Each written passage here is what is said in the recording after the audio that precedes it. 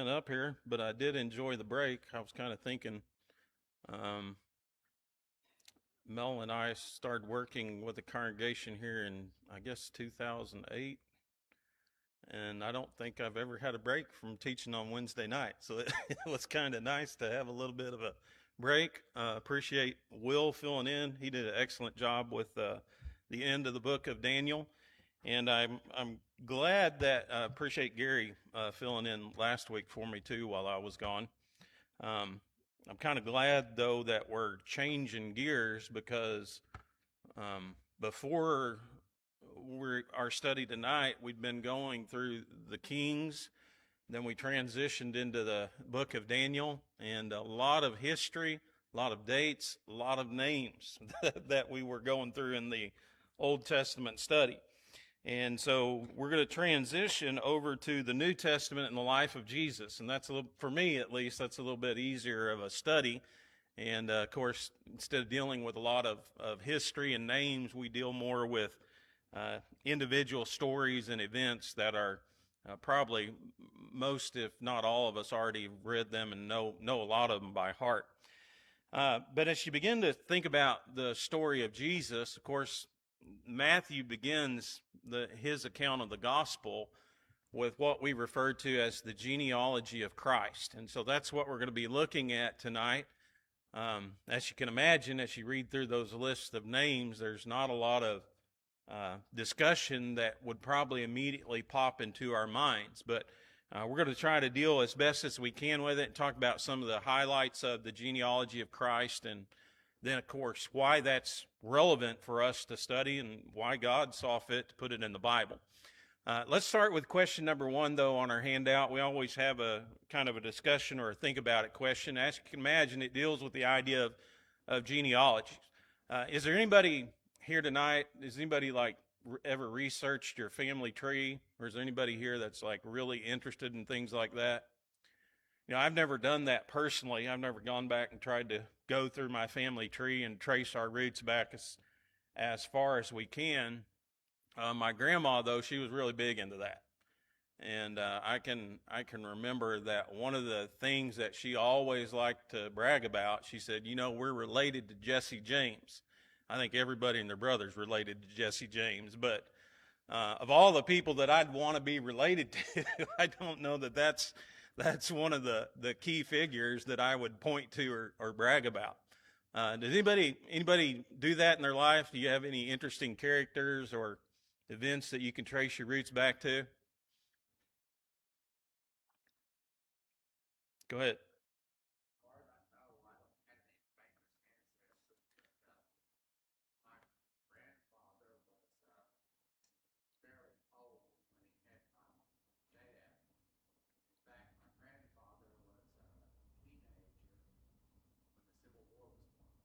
Okay.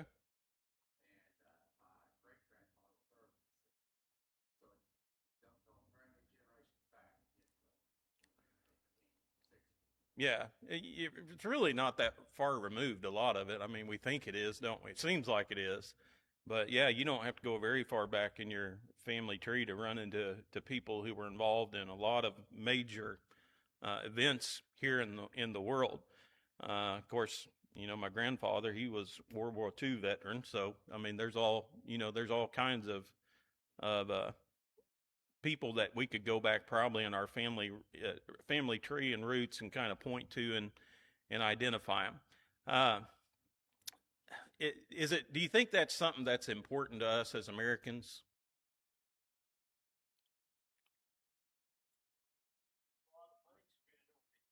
There is, yeah. Uh, I guess it'd be important if you were in that business. But I think probably, probably the majority of the Americans, we don't really care what it's not going to affect our lives or, who we are by looking back at our family tree. So it's not something that I think becomes really important to us. I'm sure there's other societies where it is. I'm sure in other societies you trace back your family tree and it probably identifies or plays a great part in your identity and who you are in that society and things like that. But I want you to stop and kind of think about, as we get into tonight's lesson, the idea of the Jewish culture, where genealogy is important in the Jewish culture. Very. Why is that the case? Why were they so important?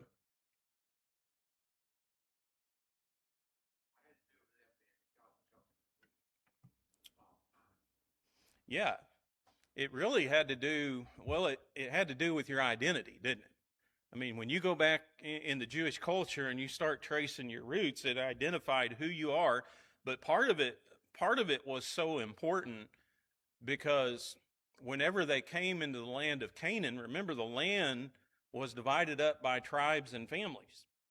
And so to identify your inheritance, you had to be able to trace your family tree back to who you were and who got the original land. And if you couldn't do that, then what happened?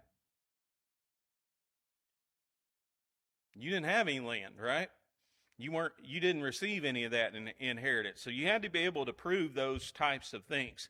But it was really important to Jews because it was how they identified themselves, who they were, where they belonged. If you were the tribe of Levi, was that important? Yeah, it identified, who you are and what your job was. And so genealogies were really important, crucial to the Jewish system in the Old Testament. So if you think about, you want to start studying a person in the Bible or studying a person of the Jewish culture, it just makes sense that you'd probably start with their genealogy, wouldn't you? You'd probably start with our identity. Who are they? Where can you trace their roots back to? And that kind of helps to bring out the idea of who that person is. So, when you think about the exploration of Jesus' life, you're going to start exploring, well, exactly who is this guy?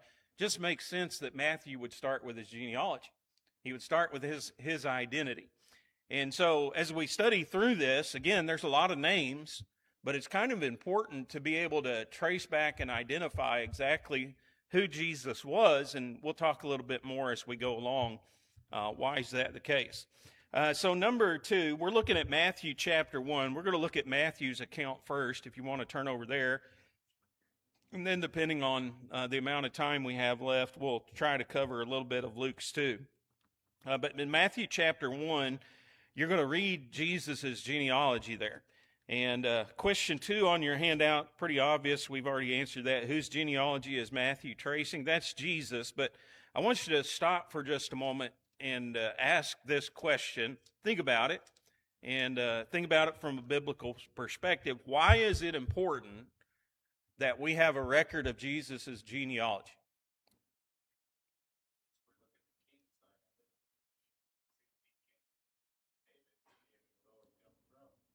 Okay. Yeah, it really has to do with a lot of promises that God made to different people throughout the Old Testament, right? And one of those key promises, as Matt pointed out there, the Messiah that was to come had to be from the lineage of David. God made David a promise a long time ago that he was going to establish his kingdom forever and establish his throne forever. And this is one of those things, we studied all these names and all these kings, kingdom of Israel specifically in the book of Chronicles and Kings. But when you got into Daniel, remember that prophecy that God made about that kingdom that was coming? What was going to be different about that kingdom than all the other kingdoms that had come before it?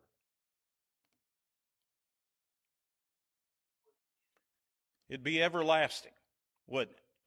And so the idea of Jesus coming to be a king and setting up a kingdom, that goes back to the Old Testament prophecies, all throughout the Old Testament. A lot of these books that we read about contain some type of prophecy concerning Christ becoming a king and establishing a kingdom. But in order to do that, he had to be through the lineage of David. And so it was important to be able to prove, hey, this is the guy that God was talking about. This is the guy that God made the promise to David about. One of his descendants would sit on his throne forever and establish a kingdom that would never end. And so when you think about, you read this, we think about our family trees. Why do we research our family trees? Curiosity, yeah. Gives us a opportunity to brag about some of our ancestors or something like that. That's not why we have Jesus' genealogy, right? It's not just to satisfy curiosity. It's not just so that we can say, well, Jesus was related to this guy or came from this guy. But it's important to understand it has to do with all these promises that God made in the Old Testament about this kingdom and this person that was to come. And so you have to be able to trace him back to say this was the fulfillment, or he was the fulfillment of these promises that God made. So kind of having that in mind, question 3 here on your handout. If you got a chance, and if you didn't, you can kind of skim through it as we're going over it here this evening. What prominent ancestors of Christ are mentioned? There's a lot of names that are put in here, but what are some of the names that really stand out to you? Okay, Abraham and David were the two main ones, I think, that as you go through that, those are ones you look at and you say, whoa, those were really important people in the Jewish culture, right? So he begins with that statement. In fact, if you look in verse 1, he says, this is the book of the genealogy of Jesus Christ, the son of David. And then he says, the son of Abraham.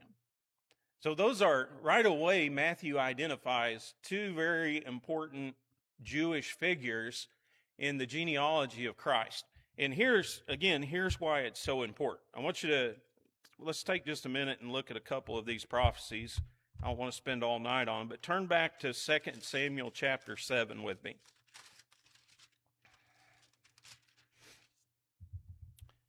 2 Samuel chapter 7, and this is actually the promise that God made to David.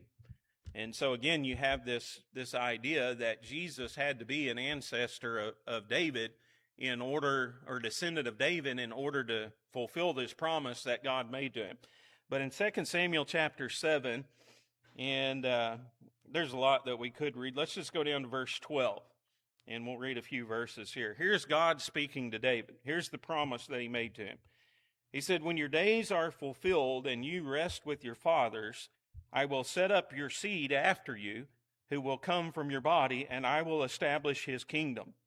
He shall build a house for my name, and I will establish the throne of his kingdom forever. I will be his father, and he shall be my son. And in verse 16 he says, and your house and your kingdom shall be established forever before you. Your throne shall be established forever. So basically, a long time ago, God made this promise to David. He said, you're going to be dead and gone whenever this happens. You're already going to be buried, but later on, I'm going to take one of your descendants, and I'm going to make him a king forever. I'm going to make your throne last forever. He's going to sit on a throne forever. He's going to build a kingdom that's going to last forever. And again, that's a prophecy as we go back to the book of Daniel, how all these things tie in. It's not a physical kingdom that God was going to build, but a spiritual one. It wasn't a physical king of David's descendants that was going to sit upon a physical throne forever. But it was all a spiritual promise that God made to David a long, long time ago. And so that's how Matthew begins. He says, listen, this is the descendant of David that God made this promise to a long time ago. He's going to sit on a throne forever. He was going to rule a kingdom forever. So we have right off the son of David. The second phrase, second key figure, is the son of Abraham. Why is that important?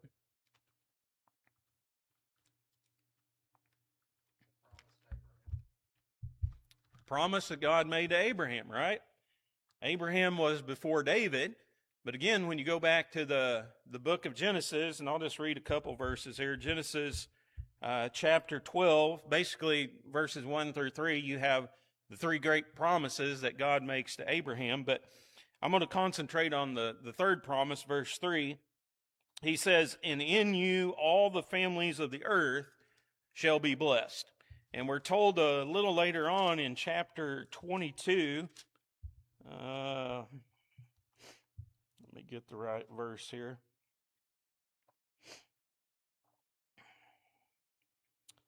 In chapter 22 and verse 18, God spells it out even a little bit clearer. He said, "In your seed, all the nations of the earth shall be blessed." So God made Abraham a promise. Remember, there were several promises that God made to Abraham. He said, if you leave your home country and go to the land that I'll show you, he said, I'll make a great nation out of you, make your name great, give you land. But he also said this, I'll also establish your family tree so that later on somebody who descends from you will be a blessing to all nations of the earth. Well, who's that a prophecy of? It's a prophecy of Jesus, right? We know that in the New Testament, Galatians 3 and verse 16, Paul talks about there, he said the promise wasn't seeds as of many, but seed as of one. And so he said, in your seed, all nations of the earth would be blessed. And Paul just says clearly there in Galatians 3:16, that seed is Christ. So it's important to understand the lineage, the family tree of Christ, because you can trace him back to David and say, well, he's a descendant of David. What did God promise about one of the descendants of David? He would reign upon a throne forever. He would have a kingdom that would never end. You can trace his family tree back to Abraham. Why is that important? Because God told Abraham, one day one of your descendants is going to bless all the nations and the families and the people of the earth. And so that's why we have the genealogy of Christ, to point out to us, these prominent ancestors are more than just names. They're representative of the promises, the fulfillment of the promises that God made to these individuals through Jesus Christ. There are some interesting things about the genealogy of Christ that you probably wouldn't see in every other Jewish genealogy. And one of them is the amount of women that are listed in his genealogy. It would be extremely unusual in that day and age to find the name of a woman in a Jewish genealogy. Why is that the case?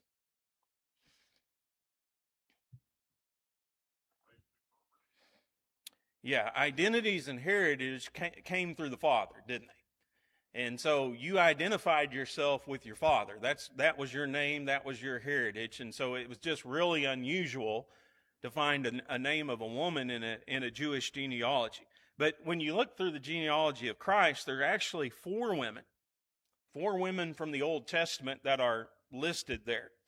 And I want you to think about this with me for a while.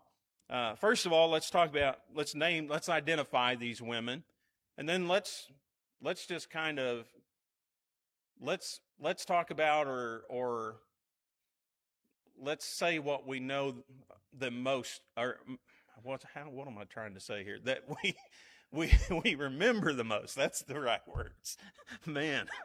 Yeah, it's hard getting old. We remember the most about these people. Okay, so somebody name me one of the women. Okay, let's start with Mary. Well, I didn't even put her in here, but that would be a pretty important one, right? Let's save her for a little later. Let's do the Old Testament women. Okay, Ruth. What do you remember most about Ruth? Okay, she marries Boaz. What kind of person was she? She was a Moabite, wasn't she? She was not a Jew. She wasn't born in the Jewish culture. She didn't have Jewish parents, but she actually came from the country of Moab. How did the Jews in Moab get along? They didn't. Yeah, a lot of wars, a lot of bad blood existed between those two.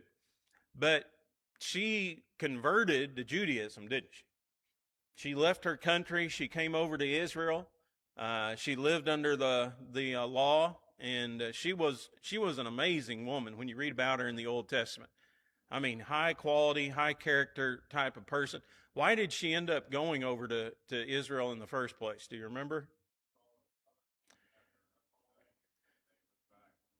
Yeah, it was because her mother-in-law was Naomi, right? Naomi was a Jew, and remember, Naomi's husband died, and then her two sons died, and the only people she had left were her daughter-in-laws. And so Ruth said, I'm not going to leave you alone. I'm going to take care of you. And she moved back with her to Israel, and of course, a great story there. But a really, really good character individual. All right, what are the other three? We got Ruth done. Rahab. What do you remember about Rahab? Prostitute? Yeah. Hid the spies, right? Hid the two spies. Did she have the best of backgrounds? No. No, I mean, she was a Gentile, right? She was obviously not using her body for a godly purpose. But, yeah, she'd heard this story about this group of people, who their God had led them out of the land of Egypt, and they were able to conquer any people and any cities that they came across. And so she heard about this, and she believed these stories to be true, and she said, these guys are going to, they're going to end up conquering this whole land. Nobody's going to be able to stop them because of their God. And she was intrigued by that, wasn't she? And she says, I'd like to be a part of that. I'd like to learn more about it. And so she took those two spies. She could have obviously turned them in, but she took those two spies. She hid them, helped them safely escape so that they didn't come to any harm. Who else is mentioned here? Tamar. What do you know about Tamar? That's not a real famous name, right? Yeah, who was her father-in-law? Judah. Okay. Tamar married one of Judah's sons, right? What happened to him? He died before they could have any children. What did the law of Moses say about that? Marry the next guy in line, right? So what happened there? Yeah, he didn't do what he was supposed to do, right? We'll just keep it a decent tonight. He didn't do what he was supposed to do. And so that didn't work out. So she was waiting for another one, right? Yeah. Well, Judah wouldn't do what he was supposed to do. He wouldn't give her any more of his sons or his grandsons. And so she ended up disguising herself. And Judah ended up having an intimate relationship with her. She became pregnant with twins, and he was going to kill her. He said, that she's played the prostitute or the harlot, but she quickly identified him as being the culprit, and then he kind of changed his tune. But I want you to think about this woman. This was a woman who was being deprived of her right under God's law. She's being oppressed by Judah. And he was basically taking any opportunity for her to bear a male Jewish child away from her, wasn't he? It's kind of interesting that God chooses her to be one of the descendants of Christ. Okay, what's the other name you find in there? Bathsheba. All right, what do you remember about her?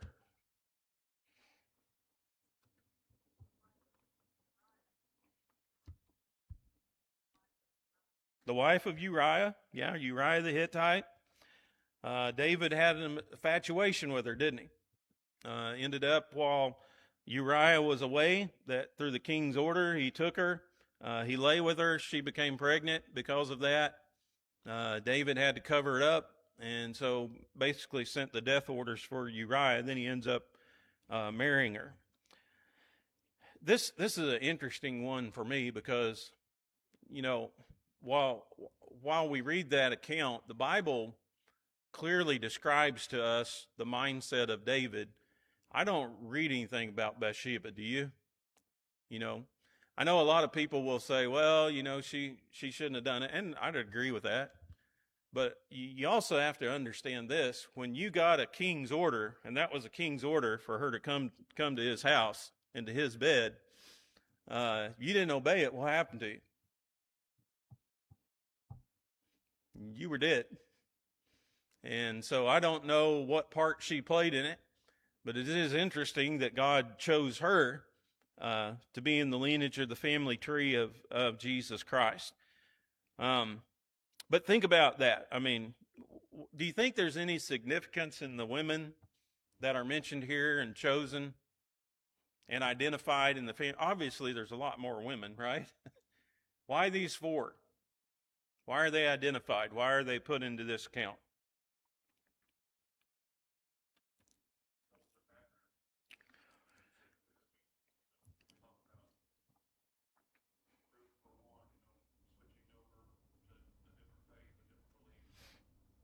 Yeah. Yeah, I think there's a significance in all these. And one of the things that you learn when you look through the genealogy of Christ, not every person and name in there was a good person, right? But God had mercy on a lot of those people, didn't he? And when you come to the mercy of God, are there any barriers on God's mercy? Yeah, only ones that we create, right? You think about all those people, and I think it's a great lesson for us that God will have mercy on anyone. It doesn't matter, whether they're a male, whether they're female. Didn't matter what their nationality was. You didn't have to be a Jew only to have God's mercy. Didn't matter what sin they committed. God will have mercy on those people who will turn to Him. And I think those women are a great example of that in the genealogy of Jesus. Not only them, but again, you could take all the males too and go down through them about the same order. Question number 5 here. So who is the only person in the record who's listed with his title? Yeah, David the king. He's identified by that title. Luke's genealogy just simply identifies him as the son of Jesse. Why would Matthew identify him as the king? Yeah, well, Matthew was written to the Jew, right? Luke was written to the Gentiles or the Greeks. And what was important to the Jews? If you go to start describing to a Jew who somebody is, where are you going to go? Abraham. You're going to go to David, right? You're going to go to those ancestors. If you went back to Adam, would they care about that? Well, they don't care. People they want to know is, are you Abraham's son? Are you the descendant of David? And so those were things that were important to them. And in fact, Matthew, his gospel is often called the gospel of kingship. I think like 22 times in his gospel account, he uses that term king. But the king was important to the Jews. And of course, no king more important to them than King David himself. So Matthew emphasizes the kingship of David. How does Solomon, question 6 here, how does Solomon figure into this genealogy?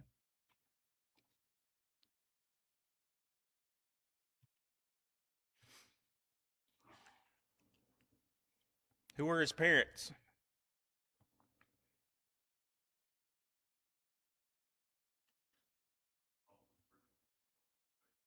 David?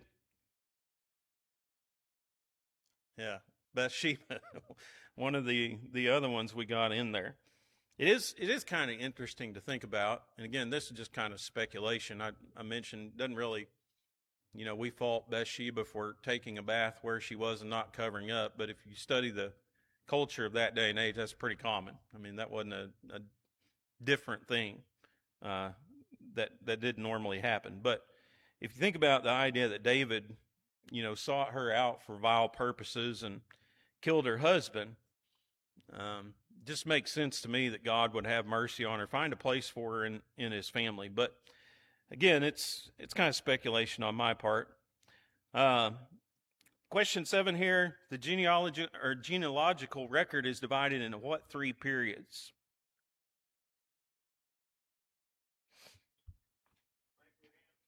Okay, Abraham to David.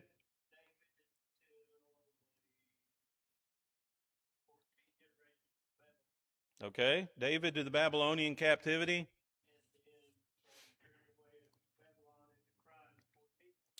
Yeah, and then from the captivity of Babylon to Christ. So you basically have that genealogy divided into three time periods.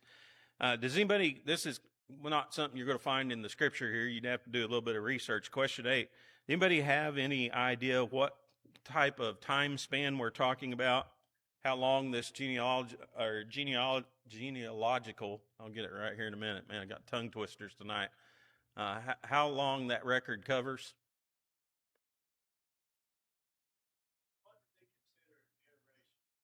That's a good question. Yeah. And in fact, you'll see that it is, like you pointed out, it is divided into three groups of 14 generations. Uh, the amount of time, though, from Abraham to David was about roughly 1,000 years. That was 14 generations in that day and age. The amount of time from David to the Babylonian captivity, it was roughly about 500 years. That was 14 generations in that time period. And then you have the Babylonian captivity to Jesus. That's about a little over 500, maybe 600 years. So you're looking at a time period of about 2,000 years that this genealogy covers here. The important events, the three people we talked about that, Babylonian captivity, Abraham, David, and Jesus. How many generations are cited in all? Anybody good at math? 42. 42 generations. So it's a pretty extensive genealogy, right? Luke's account, we're out of time, but if you study Luke's account, the reason that there's a difference in it is because Luke goes all the way back to Adam, right? And there's a little bit of difference in, you get to a point where it kind of splits, and there's some debate as to whether we're talking about Joseph's genealogy. You know, Joseph was, as Luke describes it, the supposed father, right, of Jesus Christ. Kind of understand this, why, if it is Joseph's genealogy or his family tree, why would they include it if he wasn't really his father? Well, under Jewish law, you could legally become somebody's father. And when you legally became the father of somebody, they traced their heritage back through you. And so could it be an adoptive father's genealogy? Sure. But it is kind of interesting. If you're going to start talking to a Gentile about who Jesus is, where are you going to start? You start with Adam, right? Do they care about Abraham? They care about David? They don't care about any of those guys. You got to go all the way back to Adam. And so it is the story of Jesus, and that's really the difference in the genealogy. Jesus is human. You know, he came from Adam. His story is the story of humanity. He represents all of us, not just one nation. That's not the story of Christ. Not just he represents the nation of Israel, but he represents us all. And he can trace his heritage all the way back to Adam. So we're out of time. Does anybody have any thoughts, comments, or questions before we end? If not, Lord willing, maybe next week will be a little bit more interesting. We'll talk about the birth announcement of John the Baptist and the birth announcement of Jesus Christ.